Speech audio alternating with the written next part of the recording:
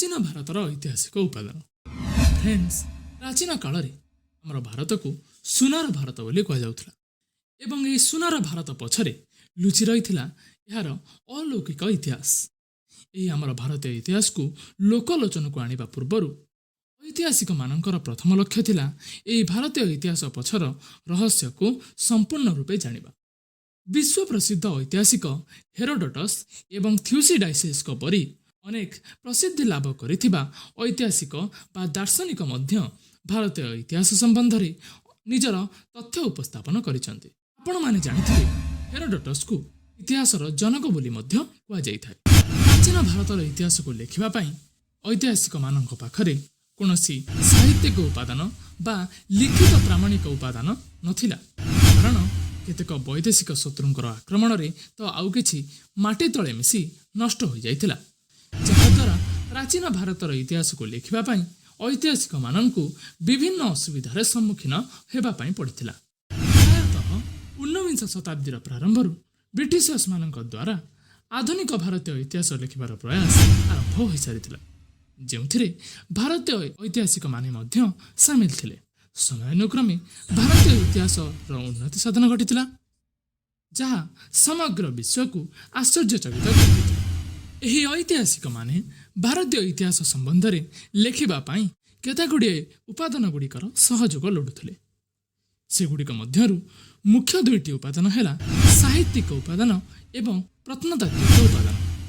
चलंतु एई दुईटी उपादान को विशेष भावे आलोचना करिबा। प्रथमे साहित्यिक उपादान। तो फ्रेंड्स, ए साहित्यिक उपादान को मुख्यतः तीन भाग रे विभक्त करा जायछि, जो सेगुड़िक यथाक्रमे धर्मीय साहित्य, लौकिक साहित्य एवं वैदेशिक विवरण। एबे जानिबा धर्मीय साहित्य। भारतीय धर्मीय साहित्य बहु प्राचीन।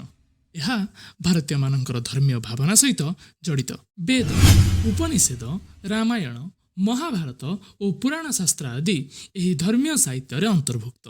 एथिरे आमे देश विदेशर सभ्यता, संस्कृति, धर्म, सामाजिक रीतिनीति, राजनैतिक व्यवस्था विषय धर्मीय साहित्य ही अनेक तथ्य उन्मोचित होता है। बौद्ध एवं जैन मानकर धर्मीय रचनावली सेतेबेलर समसामयिक समाजर प्रतिछवि प्रतिफलित होता है। वर्तमान जानिबा लौकिक साहित्य।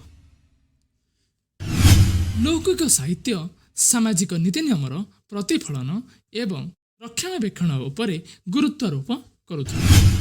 एथिरे आमे विभिन्न स्मृतिशास्त्र एवं कौटिल्यंकर अर्थशास्त्र, ठीक सेहीपरि कामंदंकर नीतिसार पुस्तक मध्य एथिरे अंतर्भुक्त।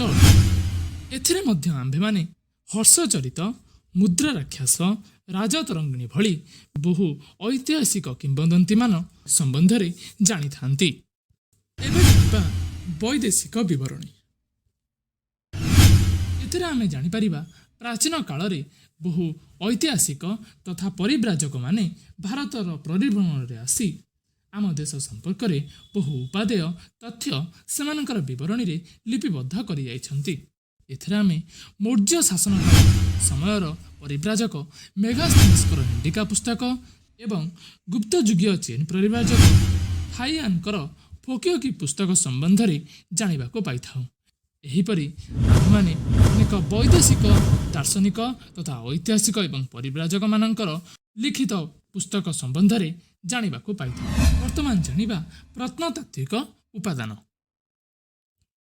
भूखोदन फल आविष्कृत विभिन्न वस्तुर अध्ययन को प्रत्नतत्व बोली कुहा जाई थाए।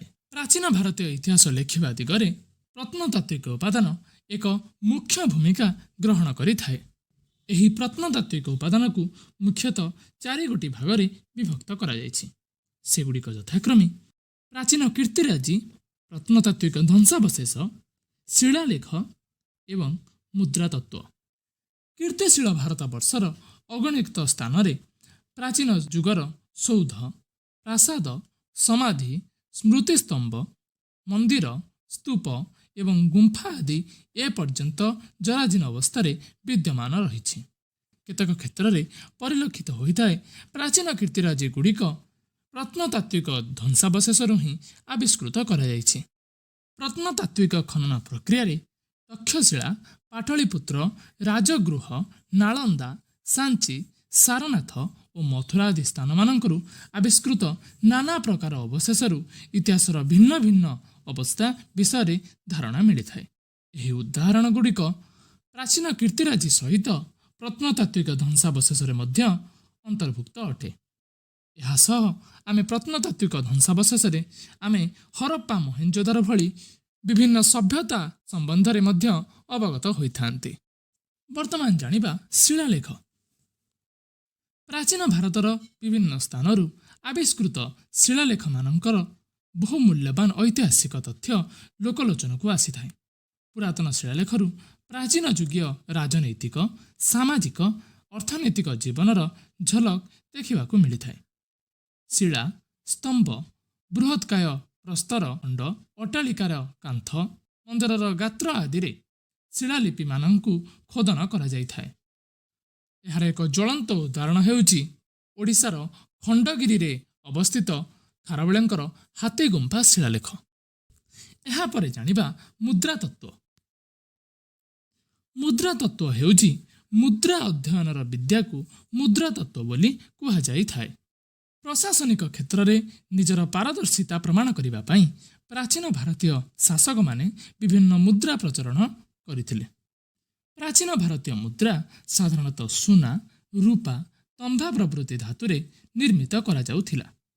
ଏହା ପ୍ରାଚୀନ ଭାରତର ସାମାଜିକ, ଆର୍ଥିକ, ରାଜନୈତିକ ତଥା ଧାର୍ମିକ ବ୍ୟବସ୍ଥାକୁ ସୂଚାଇଥାଏ। ତେଣୁ ଐତିହାସିକ ଉପାଦାନ ଭାବେ ପ୍ରାଚୀନ ମୁଦ୍ରାଗୁଡ଼ିକର ଭୂମିକା ଯଥେଷ୍ଟ ଗୁରୁତ୍ୱପୂର୍ଣ୍ଣ ଅଟେ। ଏ ଥିଲା ପ୍ରାଚୀନ ଭାରତର ଐତିହାସିକ ଉପାଦାନଗୁଡ଼ିକର ଏକ ସରଳ ବ୍ୟାଖ୍ୟା। ଭିଡ଼ିଓଟି ଭଲ ଲାଗିଥିଲେ ଭିଡ଼ିଓକୁ ଲାଇକ୍ ଏବଂ ଚ୍ୟାନେଲକୁ ସବସ୍କ୍ରାଇବ୍ କରନ୍ତୁ। ବନ୍ଦେ ଉତ୍କଳ ଜନନୀ।